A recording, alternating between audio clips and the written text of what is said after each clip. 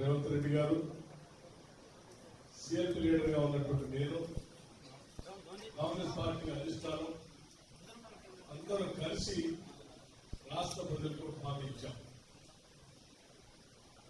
రాష్ట్రంలో ఉన్నటువంటి రైతాంగ సోదరులు ఇబ్బంది పడుతూ ఉన్నారు. వారందరికీ కాంగ్రెస్ ప్రభుత్వం ఇందిరమ్మ రాజ్యం రాగానే రైతు భరోసా చేస్తాం, ఇస్తాం. ఆ ఇచ్చినటువంటి మాట ప్రకారం తప్పనిసరిగా దాన్ని నిర్దిష్టంగా అమలు చేయాలన్నటువంటి లక్ష్యంతోనే ఈ ప్రభుత్వం ఈరోజు రాష్ట్ర వ్యాప్తంగా ఉన్నటువంటి రైతాంగ సోదరులతో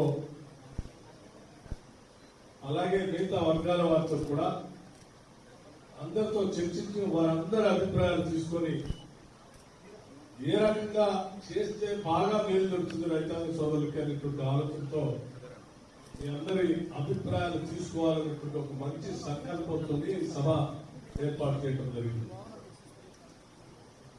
మాకుగా ప్రభుత్వ పరంగా ముఖ్యమంత్రి గారు రేవంత్ రెడ్డి గారు కానీ, వ్యవసాయ శాఖ మంత్రిగా తుమ్మల నాగేశ్వరరావు గారు కానీ, రెవెన్యూ శాఖ మంత్రిగా పొంగులేటి శ్రీనివాస్ రెడ్డి గారు కానీ, లేకపోతే రూరల్ డెవలప్మెంట్ పంచాయతీరాజ్ మంత్రిగా ఉన్నటువంటి సీతక్క గారు కానీ, ఇతర మంత్రిమండలి సభ్యులు కానీ మేమందరం చాలా స్పష్టంగా ఓపెన్ మైండ్ తో ఉన్నాం. చాలా ఓపెన్ మైండ్ తో ఉన్నాం. మాకుగా మేము ఎటువంటి నిర్ణయం చేయలేదు, చేయాలని కూడా ఆలోచన చేయట్లేదు. కారణం ఏంటంటే మేము రైతు భరోసా కార్యక్రమం కింద రైతుల కోసం ఖర్చు పెట్టే ప్రతి పైసా కూడా నీ దగ్గర నుంచి పన్నుల రూపేణా వచ్చేటువంటి ఆదాయం. ఈ డబ్బు నీదే.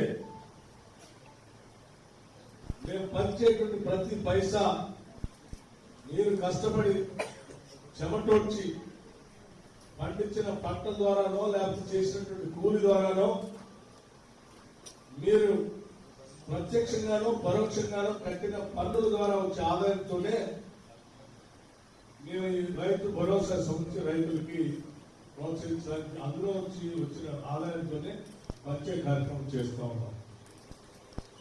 ఈ పంచే కార్యక్రమం కూడా న్యాయబద్ధంగా, ధర్మంగా